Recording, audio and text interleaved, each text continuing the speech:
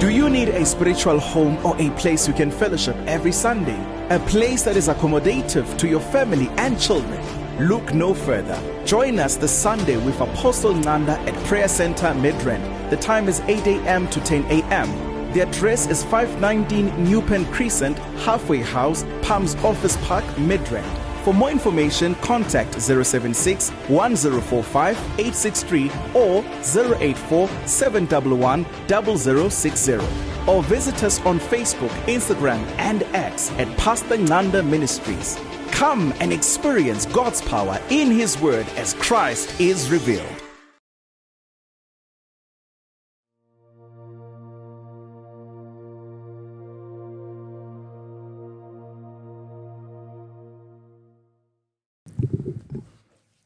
Siyabingelela egameni lika Jesu Kristu waseNazaretha.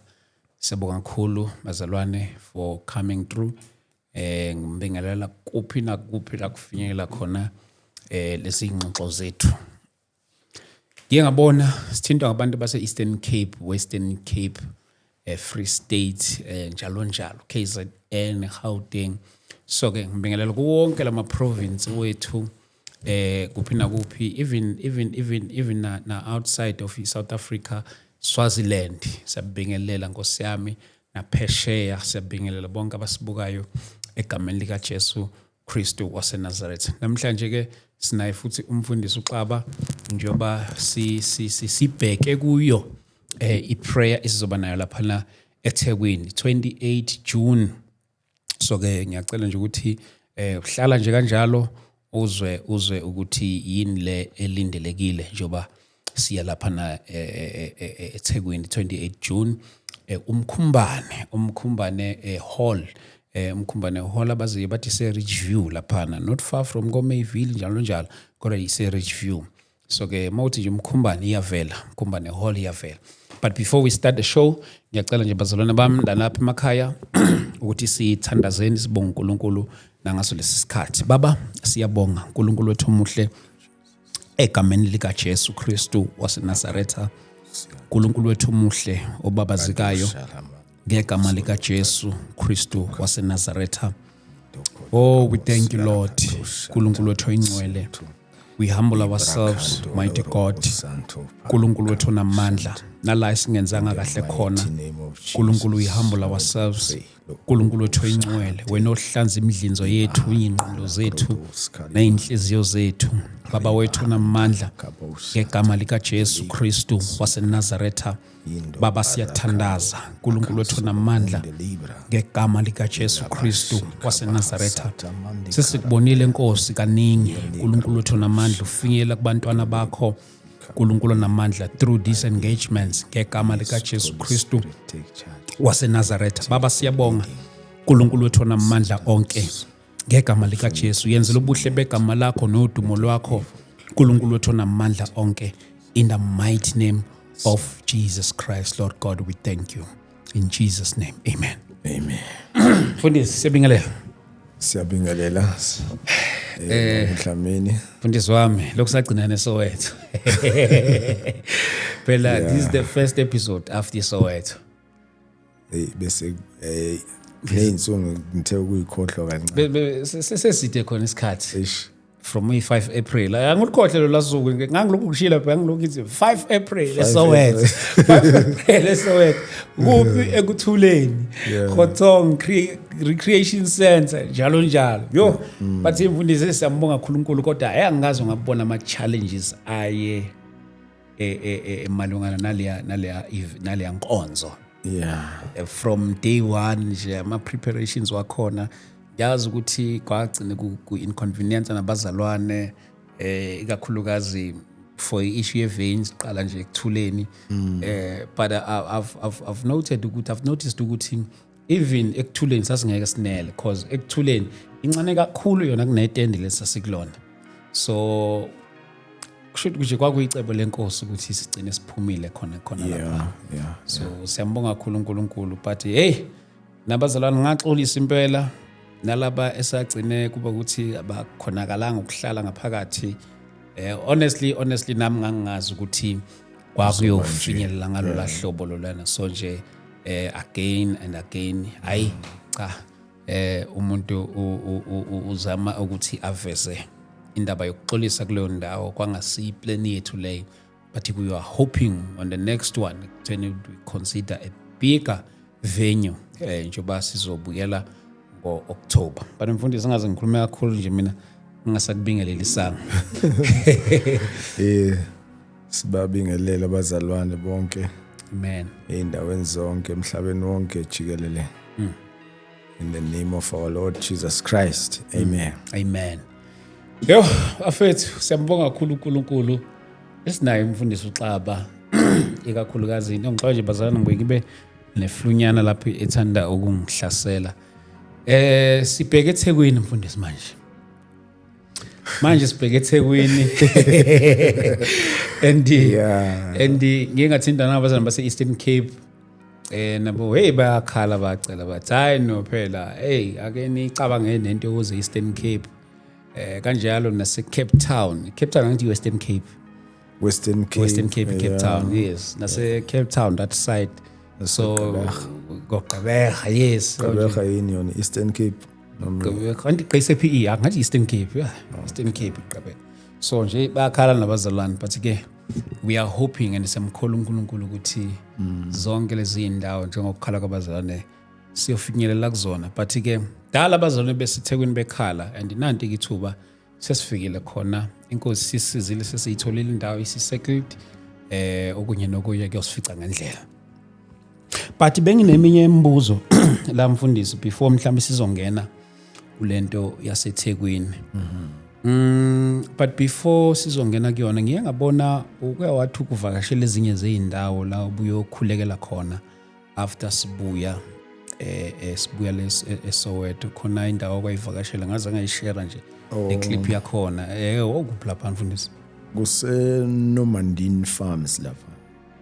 It's KZN. KZN Nomandini Farms. Cishe abaningi abanokuzwa nje okhosini khona kulo hlelo lo labasiki bebunda. Oh yes. Albon khona ubaba lapha noyethi basabana belungu. Oh ngiyambona lo baba. Yeah, ile area leyo. Oh area lakhe leyo. Yeah. Umama loyana owayenyanga uhlala kuleyo ndawo le Nomandini. So lo mama uthola kanjani ngayo lento egcine sesizakala ukuthola kanjani ekuthenini ukuthi ugcine usukwazi ukuthi uyofinyela kuyena? Umama YouTube channel le ST Media uthi inamba uyithole lapho futhi ngathi wakufonela shida moko ngithinda kodwa into etriggerishe yonke lento iqalwe ubrother Enigma. Esho brother Enigma ukuthi mawuyisangoma isihogo siyakunukela sikulindile ngcono kushiya impahla zobungoma kunokuthi kushe wena. So since ezwe leyo message nje uthi bengasabulali ukuthonga behlalela amagama elowethi kwase kufika ke la ekuthini ke athole ngechannel ST Media. Then mayithola ngechannel usethola ukuthi nami unama episodes la ngikhuluma ngebackground yobunyanga. Yes. So wase kuba khona ukuthi hayi iyayenza sense lento kusho ukuthi that's why sizoya esihogweni mawukuthi senza lento ngoba nangi nalomuntu ubuya khona usho ama side amabili le party yokuthi uNkulunkulu akayifuni nale party yokuthi yona ifunwa amadlozi. So amadlozi kusho ukuthi aphambana nentando kaNkulunkulu i-interest yakhula lapho ke. That's when ke senza ama means ukuthi namagcine ngifonela ke wake weza ke enkonzweni khona nyoka sena sengathi walahleka. Wathi ufuna walahleka ucabanga ukulahleka umuntu ohlala around Newcastle. Madoda. Ngingasazi noma ngiyaphambanisa yini kodwa mayeza wayefuna vele ukuthi azosheshe nje aphume kulento. That's when ke sengithola kama messages akhe ku VN. Okay. Sengumcontacta ke kuze kufike lo suku ke lokuya khona ke. Yeah, so no siyambonga uNkulunkulu. Yeah, ne. Ukhona vele abezwayo. Yeah. Abanye ke abakathandi ukwenza decision. Sekusenzima. Abanye uvalo. Onovalo. Abanye basaba ukuthi bazodlana. Khamisana nokusaba ukuthi mayiye kuzodlana. Sincike ngapha kulento. So kodwa ke kufanele bayicabangele ukuthi uNkulunkulu uyiprovider. Yabona. And I'm sure futhi ka encourage ukubona abantu bephumela obala mhlawumbe nomunye osuke novalo uba nakho ukuthi hayibo kanti nami ngingaphuma kulento futhi nje ngivoice ngibe vocal. Umama loyana yamthusa yena yamtshela ukuthi usunayo yini i-burial cover. Ayizwa le. Kwasho ukuthi uSathane uza nama threats sekulate because during the week engathi ube ne vision uNkulunkulu engiveza ku vision ukuthi lo mfana wami lo uyozoza la ozokulekelela ukuthi kusuke lento. So mayisenza lama means ukuthi akucontact it's because ne vision bisimnikeza that confidence ukuthi and kusho ukuthi ngiyathuswa ngapha athi ngiact sekubonakala phambili. Madoda. Yeah, so she's free today and bonke labantu une gift, une prophetic gift, une healing anointing kuye. Yabona uNkulunkulu usazomsebenzisa kakhulu nje lapha kule area yakhe. uNkulunkulu uzomsebenzisa ukubonisa ukuthi lamandla bentshontshiwe esebenza ku-kingdom yerongo. So manje naye usene full understanding. Kunalona owangithinta umunye osembazwane singimkhohla igama lakhe I think kodwa kwaButhelezi mangaphazama mhlawumbe ngixolele ukuthi isibongo sokungiyasiphambanisa naye wasizakala kwi-episode so kwakumele afike enkonzweni eSoweto wakhala ukuthi kukude but wasethi only if siseThekwini uyacela ukuthi so ngiyacela mzalwane wami lapho mawukuthi uyahlangana le episode mawukuthi ubungakezwe ukuthi sizeThekwini ngiyacela ukuthi sukela manje uprepare sikwazi ukuthi sikubone lapha eThekwini mhlambe usizakale ngokuphelele so please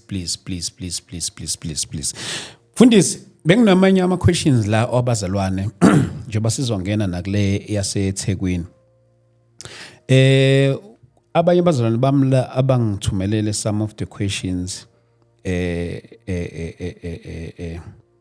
ngayo indaba leyo ye total deliverance but nje mhlambe sizothatha nje some few mhlambe not wonke ngenxa yesikhathi since into ethi igcile kakhulu ngeTheku uthi lona how do we destroy these altars that were raised while we were still initiated in Ubungoma? In addition to the altars, question, are we also able to touch on how to overcome visions and seeing people's things, especially after izinto zokuthwasa? Also kushuthi lapho ukhuluma ngokuthi mayeloko eqhubeke ebona. Elokhu ebona, yes. Okay. Asiqale ngale ama altars. Okay. Ku Deuteronomy chapter 12. Okay.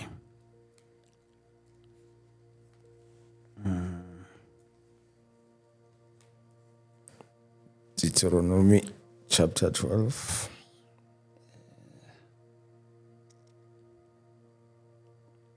Ona iBhayibheli lezulu lapho. It's fine ngifunde leli. Uthi ngicela ukucheckela la efonini lesizwe. Deuteronomy chapter 12 verse 1 up to verse 3. Okay. verse 1 up to verse 3. Uzofunda isiZulu sebukhosini. Yes. Lezi zizimiso nezahlulelo eniyakuzigcina ukuzenza ezweni uJehova uNkulunkulu wawoyihle akunika lona ukuba ulidle zonke izinsuku zokuphila kwenu emhlabeni. 2. Niyakuchitha nokuchitha zonke izindawo lapho izizwe eniyakuzidla zazikhonza khona uNkulunkulu bazo ezintabeni eziphakemeyo nasemadulini naphansi kwayo yonke imithi eluhlaza. Niwadiliza ama-altar azo niziphohloze izinsika zazo. Nibashise o-ashera bazo ngomlilo. Nizinqume izithombe ezibaziweyo zawonkulunkulu bazo. Nesula igama lazo kuleyo ndawo. And then the NIV, these are the decrees and the laws you must be careful to follow in the land that the Lord, the God of your ancestors, has given you to possess. As long as you live in the land, destroy completely all places on the high mountains, on the hills, and under every spreading tree, where the nations you are dispossessing worship their gods. 3. Break down their altar, smash their sacred stones, and burn their Asherah poles in the fire. Cut down the idols of their gods and wipe out their names from those places. Uyaweza lama verses ukuthi ay guideline. Yeah. So kusho uNkulunkulu. Yeah. Akusho mina. Ngoba ngithi ngisuka lapha mhlawumbe ngithi ngiyak-influence. Yeah. Yabo. Kodwa uthi you must destroy all the heathen altars wherever you find them. Yeah. High in the mountains, up in the hills, under the trees. Break the altars, smash the obelisks, burn the shameful images, cut down the metal idols, and leave nothing even to remind you of them. It Okay. It leave nothing. Okay. Njengoba nami akukho kwasala. Yeah. Even natural vibrator. Kodwa ke esangikhuthaza kakhulu silapha ngasafika ku vision ngingakayi kolahla. Okay. Yabo ngisase ne confusion yokuthi kwenzakalani empilweni yami. Yabo ngaphupha uIsaiah chapter 30 verse 12 Okay. 22 verse 22 yeah. Isaiah 12 verse 22. Isaiah 30 verse 22. Unzima kakhulu wena ngoba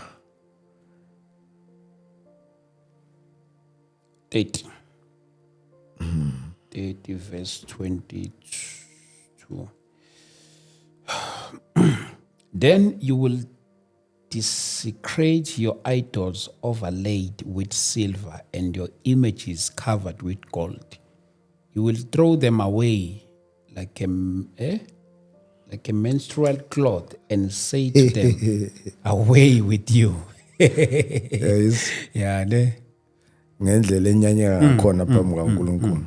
So ifika in a vision le scripture yabo. Masifika ku vision kahle siqala ku 21 and 22. Mawuza ku 21 uthi in your ears because kwakune voice ekhulumayo. Yeah. Ifika as Isaiah 30 verse 22 kodwa there's a voice ekhulumayo engitshelayo ukuthi fanele ngenze njani. Yeah. Yabo. Kodwa manje leyo instruction uyithola la ku 22. Ku verse 21 ila ngizwa khona le voice ethi in thine ears you shall hear a word behind thee saying this is the way walk ye in it. When you turn to the right hand and when you turn to the left You shall defile also the covering of your graven images of silver, and the ornament of thy molten images of gold. You shall cast them away as a menstruous cloth. Thou shalt say unto it, Get thee hence. Yabo. So ngiyakhumbula ke mase nginotice ukuthi mangivuka ismell sasendlini bese sishintshile. Yabo. Izwa la ethi menstrual cloth. Bekunesmell esikanjalo. Sente sebenzile. Yabo. Uzwile umama naye uke wakhuluma ngento ukuthi why kunuka kanje. Yes. After. Yeah, because in the spiritual. Yeah. Kodwa iyezwakala in the spirit. Yabo. So mawuzwa uLeviticus 19 verse 31 ufakazela lephunga lisuke likhona ku spirit bona abangalizwa. Yeah. Yabo. So uNkulunkulu mayethi kungabe khona into ezokureminder ngalesusa konke kushise. Yabo. Yeah. Uyasho lapha ku Leviticus 19 verse 31 ukuthi ungasayi nasendaweni ekanjalo because izokudefile iyakungcolisa. Yabo. Kusho ke in the spirit kune defilement. Yabo. So that is why kubalekile ukuthi ngokwe guideline yezwi. Yabo. Yeah. Une backup from heaven. Yeah. Yeah. Even if awumthola ngumuntu ozokulekelela. Yabo. Kodwa uyasifunda le scripture. Ukususa. Yabo. Ngoba nami ngenza kanjalo. Akekho umuntu nami wangassista kwangithatha 3 days. Sure. Ukuremove yonke lento kimi kwase kukuningi kakhulu. Ish. Yabo. Yeah.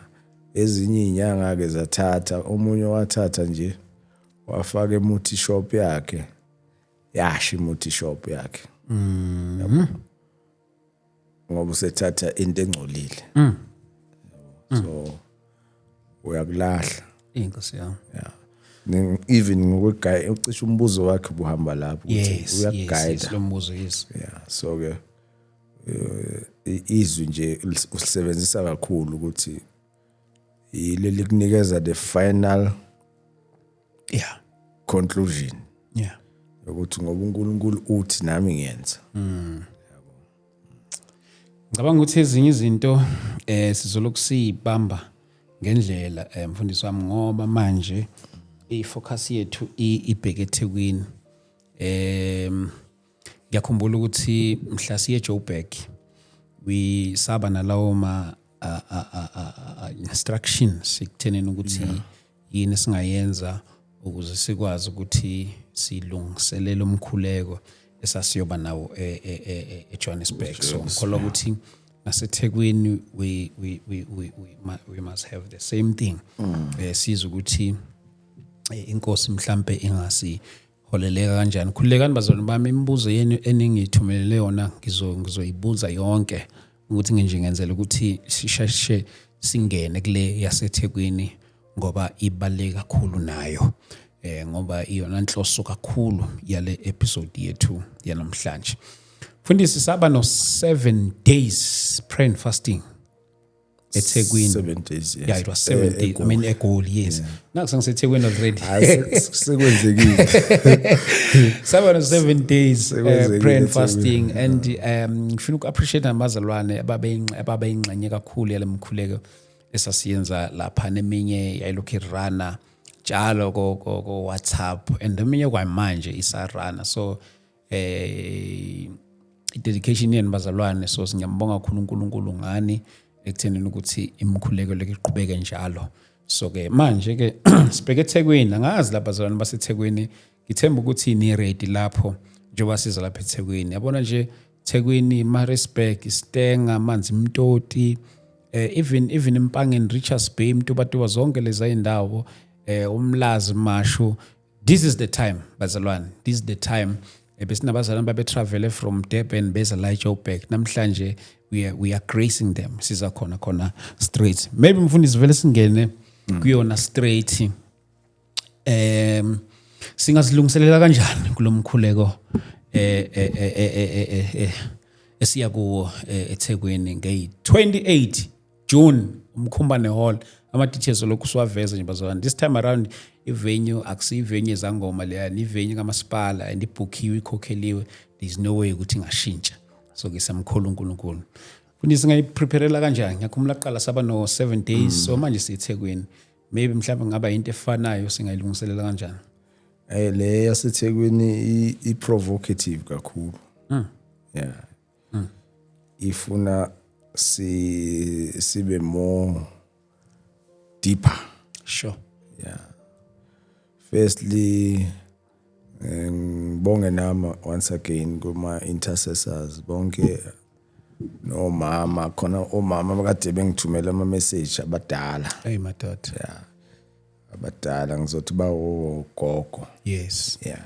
Kodwa bavele bayinikela. Ba over age yabo ngo 70 years. Awusibakhule kakhulu. 70 75.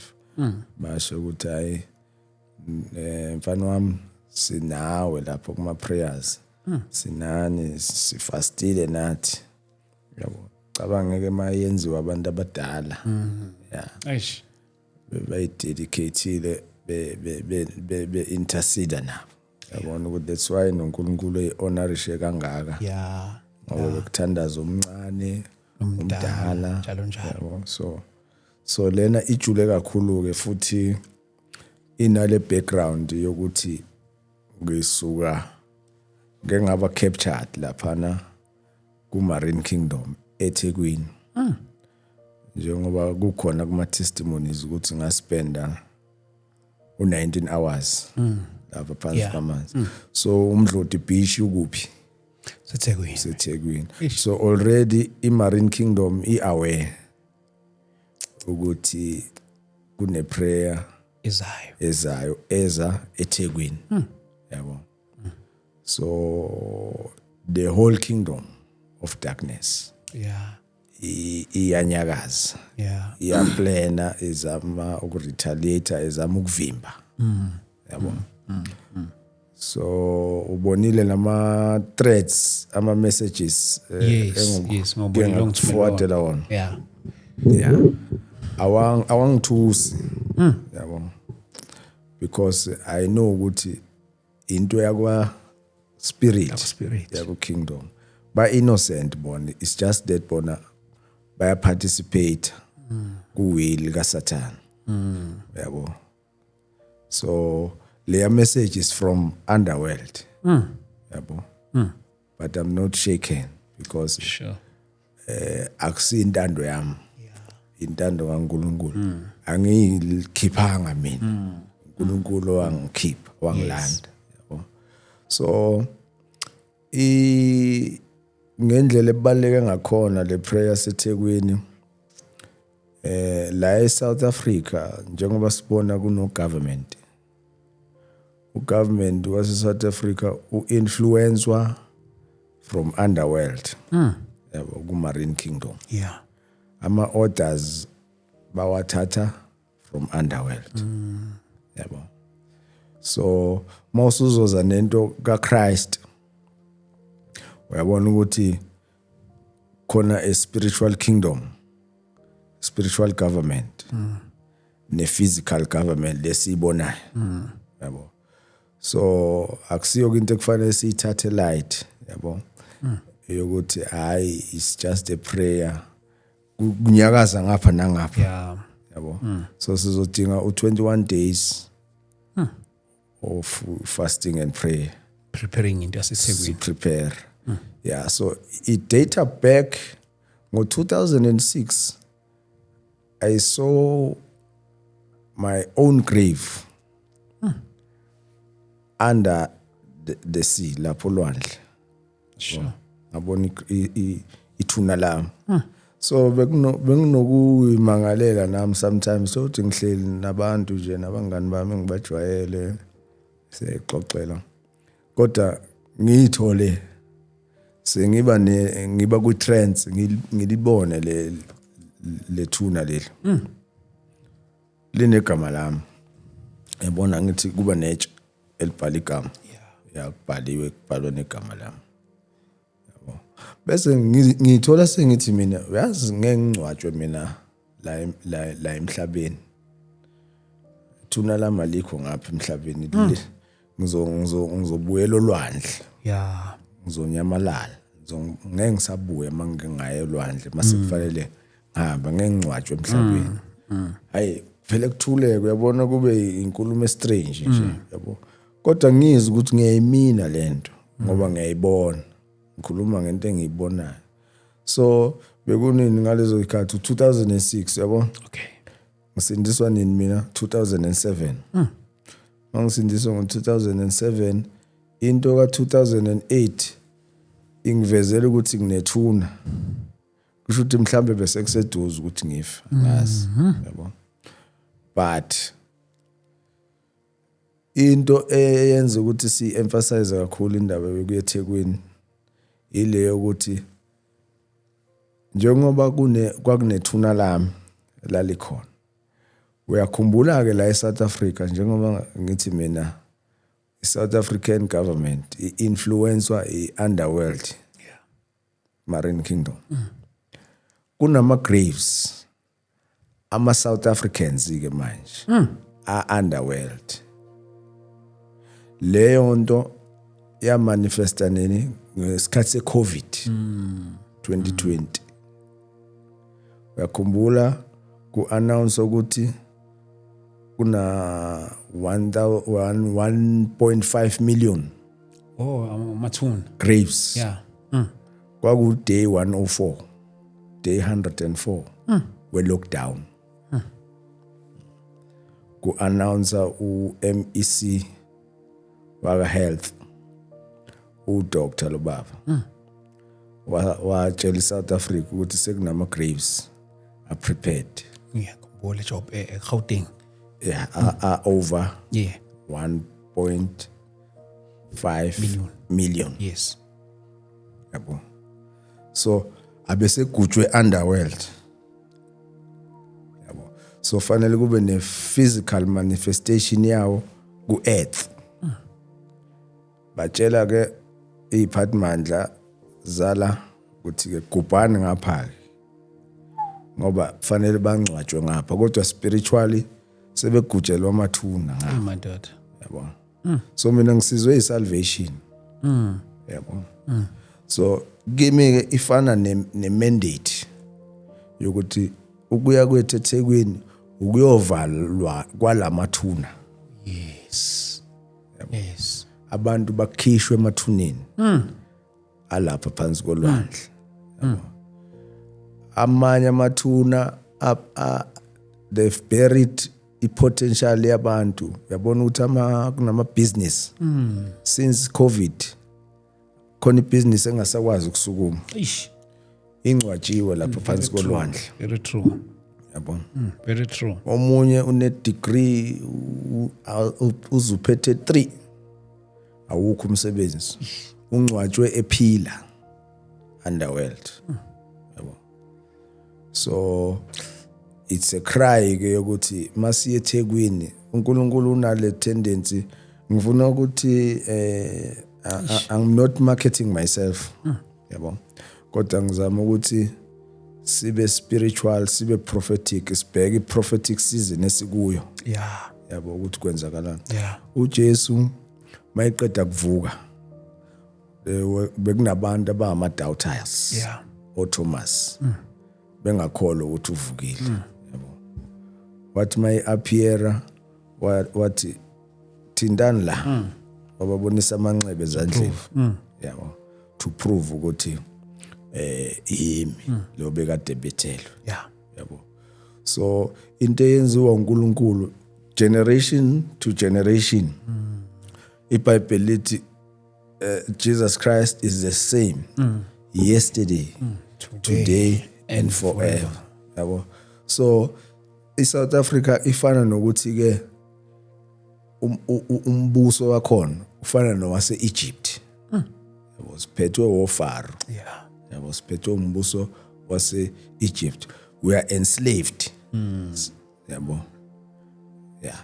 Kodwa that influence is underworld. My daughter. Yabo.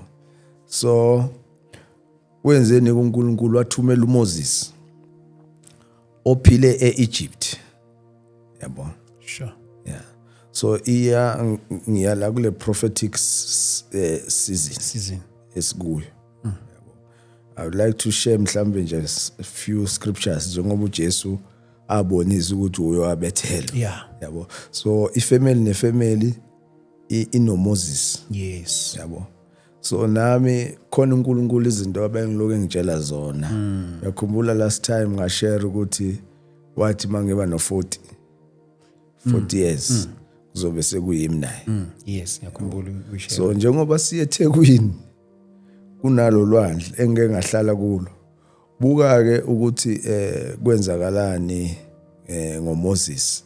Sibheka nje izinto eziprophetic ezizosenza ezisenza sithayizayo ukuthi siyithathe very serious ukuthi silwa. Yeah. Namapha ama principalities as captureile siyabantwana baNkulunkulu siyabazalwana. Yabo. Ngicela ukushare la ku Exodus, okay. Chapter 2. 21 days fasting. 21 days. Bazalwane bami. Hayi isukile again. Kuyovalwa lamathuna. My dad. Isukile again. Niyazi ukuthi from now on ke sesikhuluma ngeTheku. Itheku 28 June from mfundisi yazi ukuthi eGoli ngathola isimanga ukuthi from 8 abantu basebegcwele etendeni. 8 ekseni khona umama omunye wangifonela wathi baspend all night prayer khona lapha. Khona lapha? Uthi uye wayenzela abazalwane itiye Serious? Ethenge nezinkwa sibonge futhi kumama lo wenza lo msebenzi onjani. Yo ngabe ngenza iphutha elikhulu nami ukungabongi yazi ukuthi ngathintwa nawu MMC MMC bafika khona lapha enkonzweni wasinikelela ngama fruits lawa egcwele phandle kanjalo namanzi. So uMMC sembonga kakhulu uNkulunkulu wasisiza kakhulu umzalwane uMMC umama umnisi. So siyambonga kakhulu bazalwane ngabe senza iphutha elikhulu unga-appreciate kanjalo nabo bonke abazalwane nje babelokhu befakile isandla ukwenza izinto zenzeke. Kunomunye umzalwane owasilekelela ngokuthi yena will take care of abantu abazoshoot. Unfortunately akuzange kuze kwenzeke. Saba nenkinga lapha maye sebefika they traveled from Durban maye sebefika lapha bafaka ama-camera blurry izinto za as ayishooteki. So mist kwaba nekwanti kwagcwele imist. So kwangashutheka so kwaphazamiseka kanjalo but ke they are promising ukuthi izocompensateka eThekwini. So we hoping ukuthi kuzoba kanjalo. So nje siyambonga kakhulu uNkulunkulu nabazana bami ngacela ngasebabonanga abanye from yini le ndawo lengalako yini konje moshona ngapha ko Northwest kokunabazana bebusuka ko Northwest Rustenburg. Yes kunolomzalwane lona esamfonela samthandazela ilunga ngisho naye kuba banesandla kakhulu. So angibanga ngisambona kwaba buhlungu imuntu abanye abazana ngibanga ngisababona ngendlela okwakungakhona but nje ngase ngisekuphazamisa mfundisi.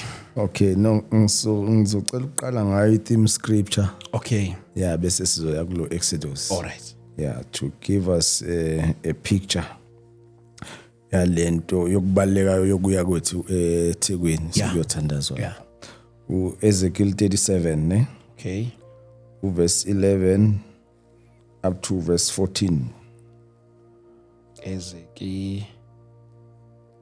Okay, for the sake of time mhlambe ngiyayifuna. Verse 11 then he said unto me, Son of man, these bones are the whole house of Israel. Yithi labo. Yeah. The chosen generation kaNkulunkulu through Abraham.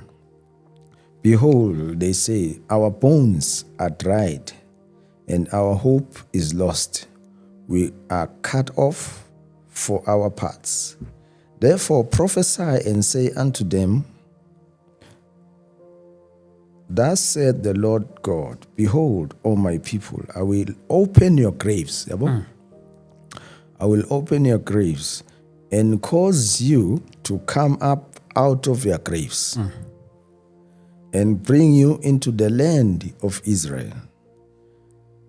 And you shall know that I am the Lord when I have opened your graves, O my people, and brought you up out of your graves. Lawe sa preparelwa wona. Yeah. I am more than 1.5 million. God is aware ngawo. Sure. And ufuna abantu bakhe bephumile Kulawo mathuna. kulawo mathuna. Because they were pre-planned. Yes. Kwaphuma a satanic decree, a satanic order. Yabona. Kwase kusho that the manifestation. Yeah, kodwa angithi le decree abayisho ku ENCA ngezwe babethi from now the people shall die moving forward. It's a satanic order. By declare death over. How can umuntu or assigned in health a pronounce death Umuntu o had the health. Ish. to people will die moving forward? Sure. Kubala unambe ngaka. Yeah, ne? So, and you shall know that I am the Lord when I have opened your graves, O my people, and brought you out of your graves, and shall put my spirit in you, and you shall live. Yeah, one of the reasons ngafanga sengipreparela uthuna. Yeah. God has put his spirit in me. Yeah. Iloko afuna ukwenza ke ebantwini bakhe. Yabo. I shall place you in your own land. Then shall you know that I, the Lord, have spoken it and performed it, saith the Lord. Amen, daughter. Hallelujah. Amen. Yeah, so lento ke bayibiza ngewave yakhumbula. Njalo bebehlale bathi wave. Ngo-2020 ke yafika kimi le wave. Kule vision ngisendlini engathi ne-upper room. There's an episode la ngangishare khona ukuthi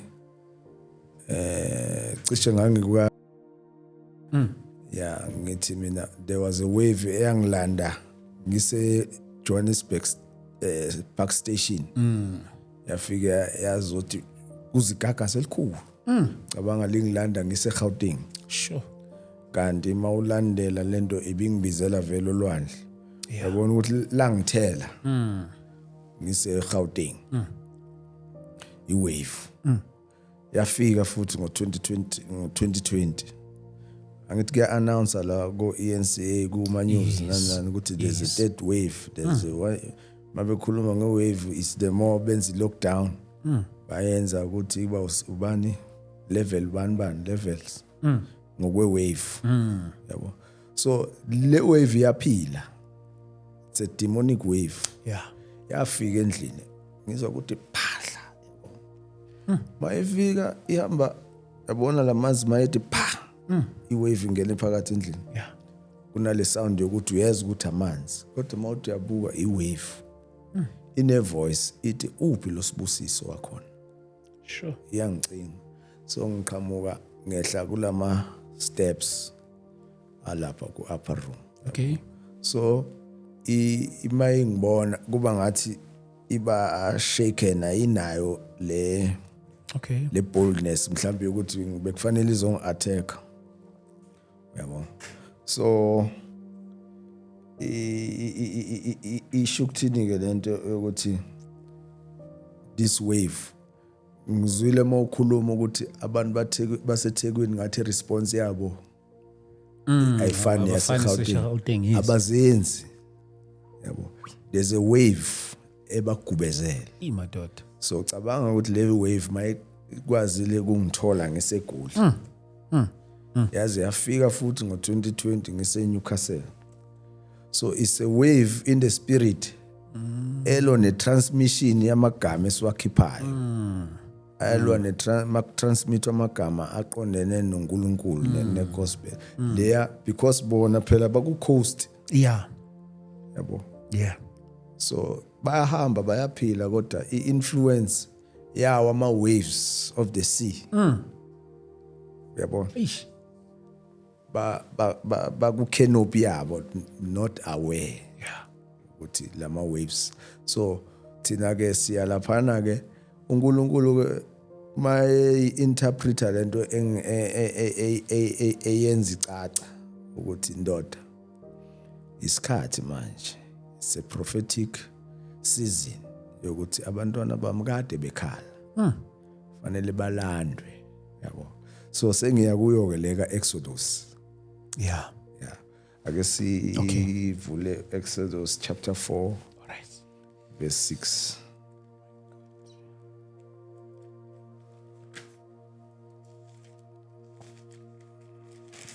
Chapter 4 verse 6. Yes.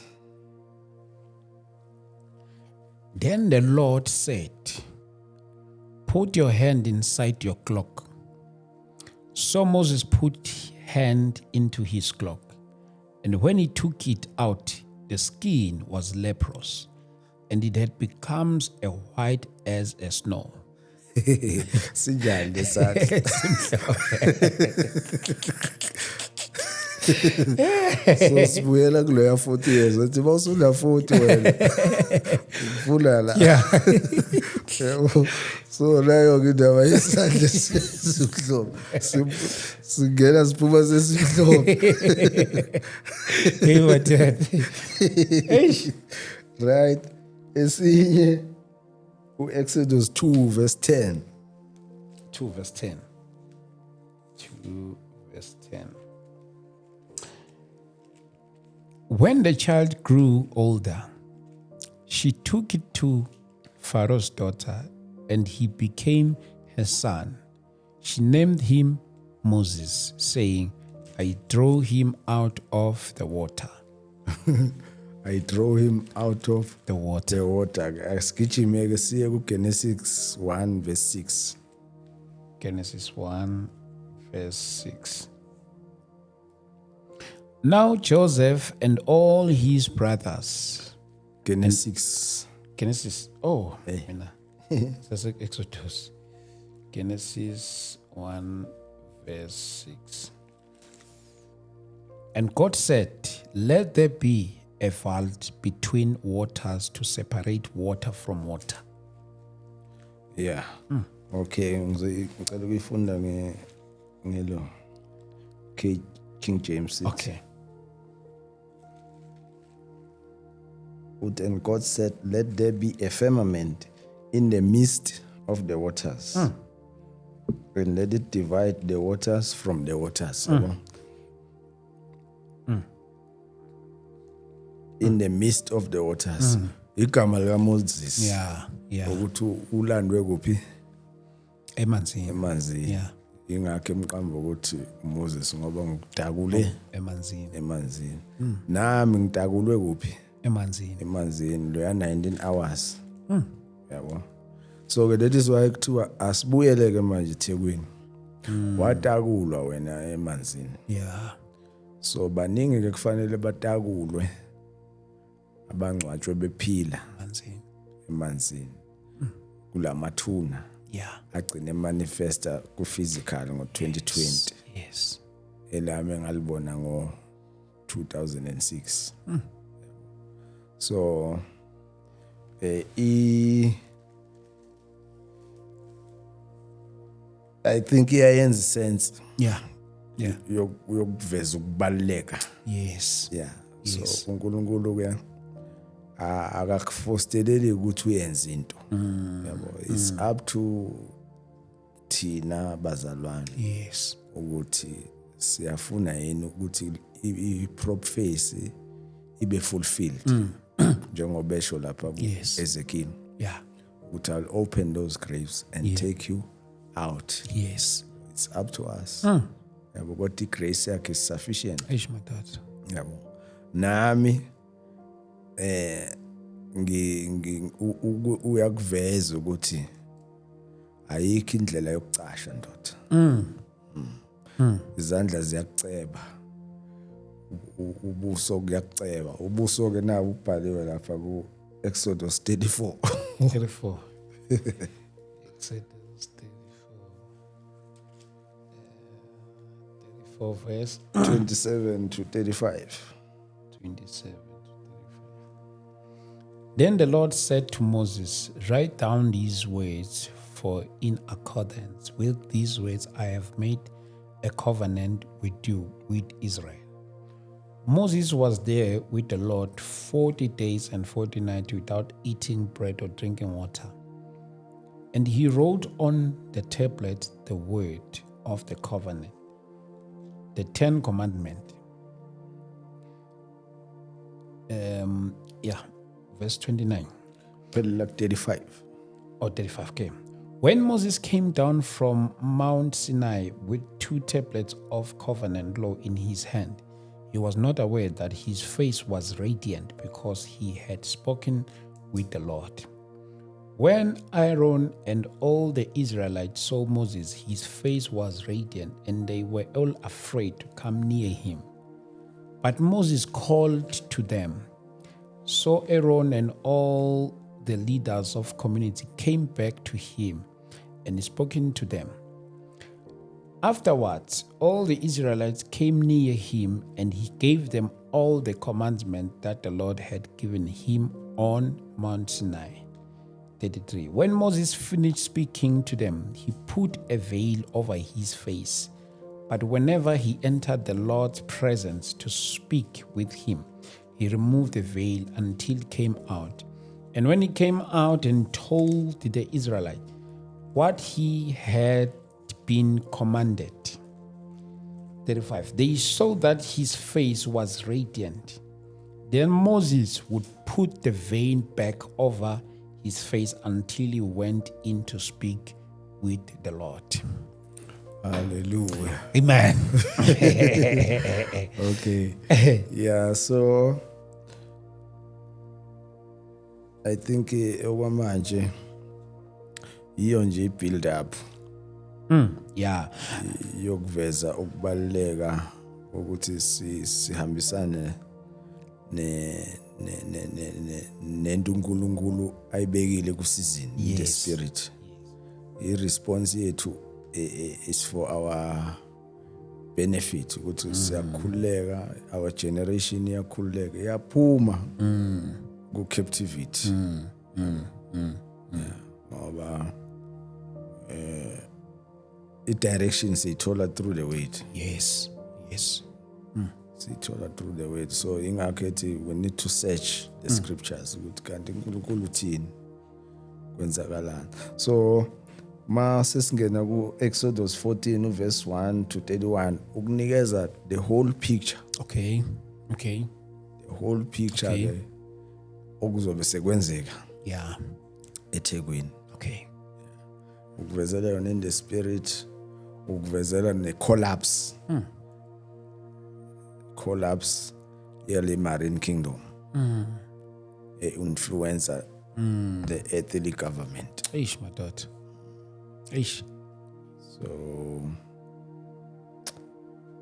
ukuyinikela kwethu Yeah. uNkulunkulu uzolibonakalisa. But ke khona okwenzakalile nje since we've started praying, and now we keep it a date. Yeah. Kuyaqala le wave iyahlela. Iyahlela. Angazi mfundisi noma mhlawumbe ubunayo for kulama prayers, I mean for kulo 21 days, if sinawo ama prayer points for each day. Yeah. Mhlawumbe ifakhona sizowalukuzana next week, but for now sisa emphasize nje bazalwane. So for indaba zama prayer point, please do tune in next week siyabuya no part 2 wayo le ngxoxo yethu. So sizobe sikhona la nomfundisi, but mhlawumbe kunomunye mhlawumbe just to take one more questions la mfundisi and then bese siqhubeka. Yes. Kunomzalwane futhi la ubuzile uthi, I'm a child of God, but there was a time ngisuka mhlawumbe ngifunde kanjalo ukuthi ngasuka enkosi. I think before ukuthi ngisuka enkosini nomuzi wami wabethelwa. Now I'm back in God. What happens ngalezi khonkwane ezabethelwa when I did repent? So uthi kwabethela umuzi and then yena wasiyasindiswa. Umuzi ubethelwe before isindiswa. Should ubethelwe before isindiswa and then mase repentile say right. So what happened ngalezi khonkwane? I think mhlambe into ethi mayifane nalombuzo obusekuqaleni noma altar. Yeah. Uyafana ngoba angithi yabona ukuthi ubeka ama dimensions ukuthi in the mountain, under the trees, nala ku physical mhlambe umsamo usukusendlini. Yes. Yabo. So lezi zinto lezi ziyafa spiritual. Yabo. Khona leso scripture just Deuteronomy 12. Yeah. Yeah. Uyakwazi kuya njengoba bengise emelo nje. Yeah. Indawo kanjalo. Banokuzenza bayigubhele entabeni, bayigubhele esigangeni, waterfall. Kodwa uma upronounce leso scripture, ama angels yiwayayo. Yabo. Ngoba kwesinye isikhathi uzothi uyakhupha kade kwabola. Yeah. Akusabonakala. Eish. So sekuyinto vele ku spirit. Yeah. Occupy that territory because of uthi yabekwa la. Yatshela ukuthi ayihlale la igade or yabo bekuyinto legal, inikeza legal right yokuba lapho. But if you pray leyo prayer yabona ukuthi uyacancel, kuba cancelled, akusena effect. Sure. Akusena effect. Eminye imibuzo bazalwane sizoyiqedela next week ngenxa yesikhathi sethu lana. Khumbula wayichaza uMdlamini le nto lapha eSoweto ukuthi isebenza kanjani ngenxa yesikhathi sethu. Umoya esuke siwuthengile studio so usiphelile. So ngicela ukuthi sibonane ngeviki elizayo. Yes, ngoba isekhona eminye imibuzo ekhona la. But nje let me put an emphasis eThekwini uMkhumbane Hall. Ngifunde nje kahle le poster kule mzuzu nyana nje mncane sele uMkhumbane sizobe silapha eMkhumbane bazalwane. I-address ithi sizoyibhala funa lapha ithi 60 Bramcote Road uMkhumbane Hall eThekwini. So sizoqanje bazalwane ngo past 9 so wisho ukuthi vele iqala iprogram yethu ukuze sizokhona ukuthi yonke into isheshe yenzakale ngesikhathi. So umfundisi nje ukuthi makushaya ikhathi zabo 11 umfundisi siyamnikeza ukuze azokwazi ukuthi akhonzise kahle without any limitations isikhathi. So bazalwane bami ngiyanicela nje kakhulukazi lapha eThekwini ngicela nje simemane sifinyelele sonke. Khona ilink ebesizamile ukuthi siyicreate la khona besiregister khona just ukuchecka nje inumber yabantu abezayo ukuze singaphindwa into eSoweto. Ezinye zezinto besiqala ukuzenza besifisa ukuzenza besifuna ukuthi siye noma stadium, but manje kwabanzima eThekwini ukuthi singaconsider stadium siqala ukuyakhona. So sathi masichecka sibuka iresponse yabantu, hayi sachecka another venue, sagcina sesithola le venue le. So ikhona ilink besiyicreateile senzele ukuthi makwenzeka interest yabantu ukuthi baningi abezayo ukuze sizosheshe si organize into yokuthi siyakhona ukuthi sikhetharisha kanjani mhlambe masigcina siba neoverflow. So ke ilezo nje bazona bami lapha eThekwini ilink sizoyifaka nalapha kwi-comment section lapha namazalwane. So mhlambe if you want to partner with us kulo msebenzi 0788 417 844 kanjalo uMama Dlamini ngamthinta naye 071 7720 166. Kunodadewethu la osilekelela kakhulu ey'ntweni ingxolele bazalwane. Kunodadewethu osilekelela kakhulu ey'ntweni zoku-administrator nje zonke lezi zinto, mhlampe abaye basilekelela izinto zoma transport, ukhona dadewethu noma mhlampe ngabe yini nje osuke uyidinga, ngiyacela nje nemthinte 068 541 3616 068 541 3616. Usisi uHana uyasisiza kakhulu bazalwane ekuthenini ukufacilitator ezinye zezinto ezifana noma ushering and stuff. So siyanicela nje bazalwane mhlambe kuleyo ngxenye leyo. Bathi ngisivale lesikhathi angaqeda ukukhuluma. So ilezo nje bazalwane. So yes, so nelink sizoyishare lapha na kwi-comment section sikwazi ukuthi siyifake, mhlambe nikwazi ukuthi niresponde nakuyona. Lezo inamba lezo kizo nazo zosiza bazalwane mhlambe uma kuthiwa khona ama-updates unadingayo, mhlambe ufuna i-live location mase sifikile so khona sinithumela khona kodwa le address uyibhala njengoba injalo. Mfundisi siyabonga kakhulu, mhlambe amazwi akho okugcina mfundisi wami, then sobe sesibonana ngeviki elandelayo. Konje bese sikhiphile idate yokuqala kwe-fasting. Oh yeah, hayi sesoyikhipha kulela viki.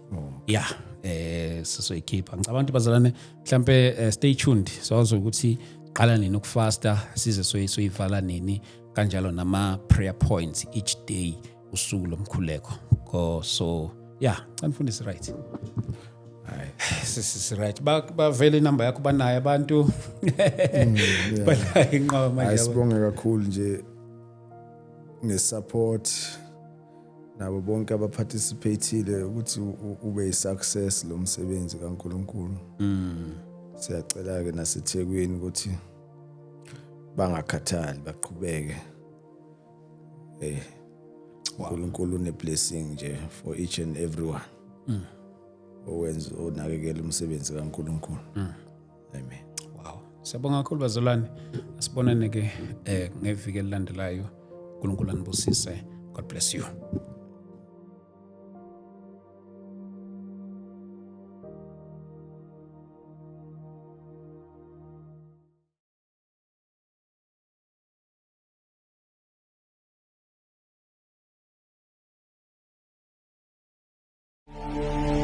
Do you need a spiritual home or a place you can fellowship every Sunday? A place that is accommodative to your family and children? Look no further. Join us this Sunday with Apostle Nanda at Prayer Center Midrand. The time is 8 a.m. to 10 a.m. The address is 519 New Pen Crescent, Halfway House, Palms Office Park, Midrand. For more information, contact 076 1045 863 or 084 711 0060. Or visit us on Facebook, Instagram, and X at Pastor Nanda Ministries. Come and experience God's power in His Word as Christ is revealed.